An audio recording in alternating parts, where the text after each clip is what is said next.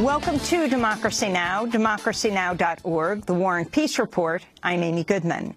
Greece and its European creditors have reached a deal that'll force Greece to accept sweeping German-backed austerity measures in order to receive a third bailout and remain in the Eurozone. Provided the Greek parliament accepts the terms, the deal paves the way for a three-year bailout worth up to $96 billion. After European leaders pressed Greece to accept an austerity package seen as amounting to a surrender of its fiscal sovereignty, the hashtag #ThisIsACoup's trended on social media. Talks continued overnight until Greece agreed to immediately implement measures including pension reform and the privatization of its energy transmission network. The deal comes after the Greek parliament voted Saturday to accept austerity reforms proposed by Prime Minister Alexis Tsipras just days after Greek voters rejected similar terms in an historic referendum. Speaking earlier today, German Chancellor Angela Merkel said she would ask the German parliament to back the bailout deal. I think we found ways where it's true what I have repeatedly said, that advantages clearly dominate disadvantages. The basic principles which we always followed to rescue the euro are there, namely, on the one side, solidarity among member countries, and on the other side, the responsibility of the country where changes need to take place. In Yemen, Saudi-led airstrikes have continued despite a UN truce aimed at delivering much-needed humanitarian aid. Clashes between Houthi rebels and fighters loyal to ousted President Abdurrahman Mansour Hadi killed at least 35 people on Sunday near the southern port city of Aden. Meanwhile, Saudi-led strikes targeting the Houthis killed at least 10 civilians across Yemen, including a family of 8. On Saturday, a mass funeral was held for 53 soldiers killed when Saudi-led strikes erroneously hit a military base filled with troops fighting on the same side as the Saudis. The United States backs the Saudi bombing campaign in Yemen despite widespread civilian casualties. A new independent review has revealed how members of the American Psychological Association, the world's largest group of psychologists, lied about their close collaboration with officials at the Pentagon and CIA to weaken the association's ethical guidelines and allow psychologists to participate in the government's interrogation programs after 9/11. The 542-page report was commissioned by the Psychological Association's Board of Directors last year. It undermines the APA's repeated denials that some of its members were complicit in torture. We'll have more on the report after headlines. Negotiations over Iran's nuclear program have entered their 17th and possibly final day in Vienna, Austria, as an interim agreement is set to expire tonight. Secretary of State John Kerry told reporters he's confident a deal is within reach, but negotiators in Vienna are still smoothing over key details, including the pace of sanctions relief and whether to lift a United Nations arms embargo on Iran. We'll have more on Iran later in the broadcast. Iraqi forces have reportedly begun a long-awaited campaign to oust the self-described Islamic State from the western province of Anbar. The announcement comes as Iraq has received a first batch of long-delayed F-16 fighter jets from the United States. Iraq had ordered 36 F-16s from the U.S. 4 have now arrived. In Afghanistan, intelligence officials say a U.S. drone strike killed a former Taliban leader accused of being the leader of ISIL in Afghanistan and Pakistan. The Afghan intelligence agency said Hafiz Saeed was killed along with 30 other people it identified as insurgents in the province of Nangarhar. Meanwhile, a suicide car bomb killed at least 33 people near a military base formerly used by the CIA in the eastern Afghan province of Khost. One of Mexico's most notorious drug lords has escaped from a maximum security prison for the second time. Joaquim El Chapo Guzman, head of the Sinaloa cartel, escaped through a rectangular opening in a shower area into a mile-long tunnel under the prison west of Mexico City. Guzman's arrest 16 months ago was lauded as a signature achievement of President Enrique Peña Nieto, who vowed to crack down on drug traffickers. The United States sought unsuccessfully to extradite Guzman, in part over concerns he might escape again after he fled another Mexican prison in a laundry cart in 2001. The Mexican president, Peña Nieto, said he had ordered the attorney general to investigate whether prison officials helped Guzman escape. También estamos al tanto de un hecho muy lamentable. We are also aware of the very unfortunate incident that has angered and outraged Mexican society. I am deeply shocked by what happened, the escape of one of Mexico and the world's most wanted. This is undoubtedly an affront to the Mexican government, but I am also confident that Mexican institutions, particularly those charged with public security, rise to the challenge with the strength and determination to recapture this criminal. The Serbian prime minister was forced to flee a ceremony commemorating the 20th anniversary of the Srebrenica massacre Saturday after he was pelted with stones and plastic bottles. The Bosnian presidency condemned Saturday's attack on Serbian Prime Minister Aleksandar Vučić, saying he had attended the ceremony in a spirit of reconciliation.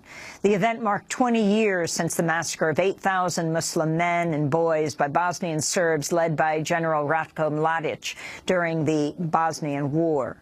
It's recognized as Europe's single worst atrocity since the end of World War II.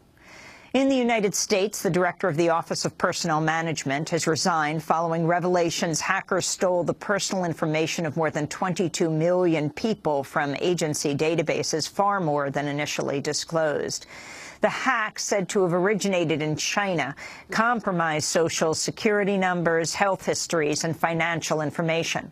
White House Press Secretary Josh Earnest announced Catherine Archuleta's departure on Friday. I can tell you that Director Archuleta did offer her resignation today. She did so of her own volition. She recognizes, as the White House does, that the urgent challenges currently facing the Office of Personnel Management require a manager with a specialized set of skills and experiences. That's precisely why the President has accepted her resignation and assigned Beth Cobert to take on the responsibilities of the OPM Director on an acting basis. Catherine Archuleta was the first Latina to head the Office of Personnel Management.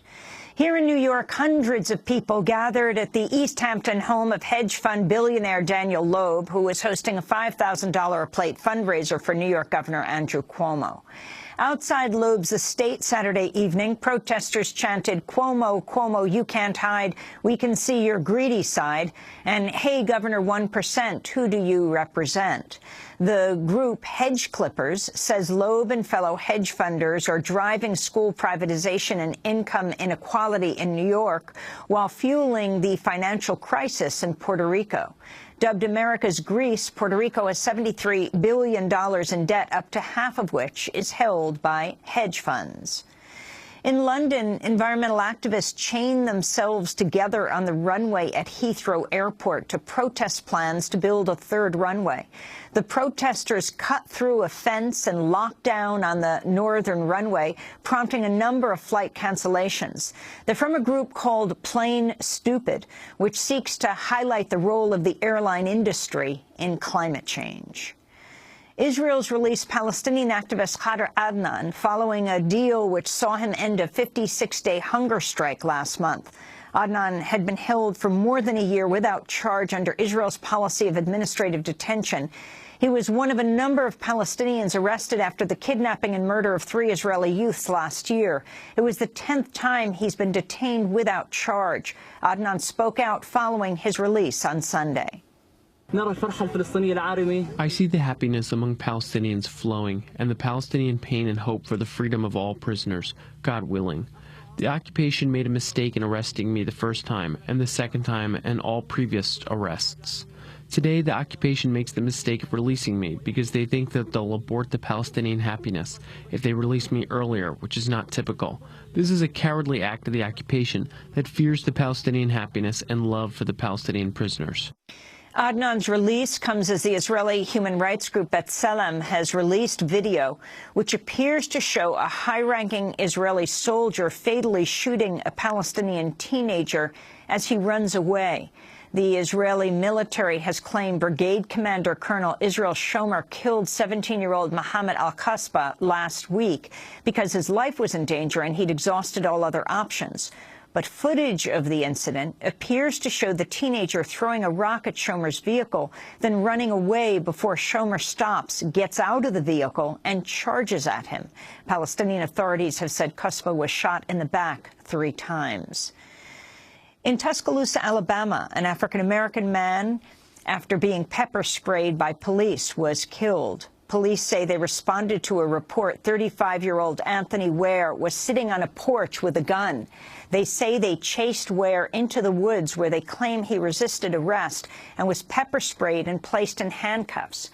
Ware collapsed and was later pronounced dead. His death is under investigation. Wisconsin Republican Governor Scott Walker is due to announce his candidacy for president today. Walker's known for gutting collective bargaining rights for public sector workers in 2011. On Sunday, he signed a state budget which slashes funding for the University of Wisconsin, expands the voucher program for private schools, and eliminates the state's living wage law. A key trial on voting rights opens today in North Carolina. After the Supreme Court gutted the Voting Rights Act in 2013, North Carolina passed a series of restrictions ending same-day registration and reducing early voting days. A federal judge will now consider whether those restrictions unconstitutionally discriminate against African Americans.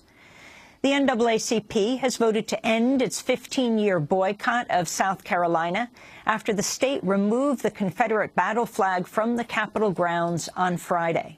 In a statement, the NAACP said the flag's removal does not end discrimination, but, quote, does symbolize an end to the reverence of and adherence to values that support racially based chattel slavery, unquote.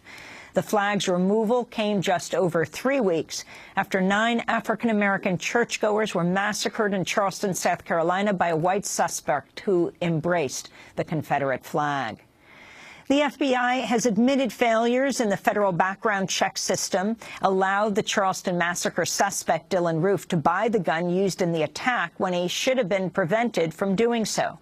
FBI Director James Comey said Roof attempted to buy the gun on April 11th, triggering a background check by an FBI examiner. But the examiner was confused over which police department to contact and failed to obtain a police report which showed Roof admitted to drug possession. A local prosecutor also failed to respond to the examiner's request for information. Since federal law gives the FBI only 3 business days to provide evidence to block a purchase, Roof was able to return to the shop and buy the gun when the waiting period expired. Gun control advocates have called for Congress to approve funding to enter the records of prohibited people into the FBI's database. And President Obama is set to become the first sitting president to visit a federal prison. On Thursday, Obama will tour the El Reno Correctional Institute, a medium-security prison in Oklahoma. Obama is also expected to commute the sentences of dozens of nonviolent offenders this week and deliver a speech on the need for sentencing reform before the NAACP on Tuesday. And those are some of the headlines. This is Democracy Now!, democracynow.org, The War and Peace Report. I'm Amy Goodman.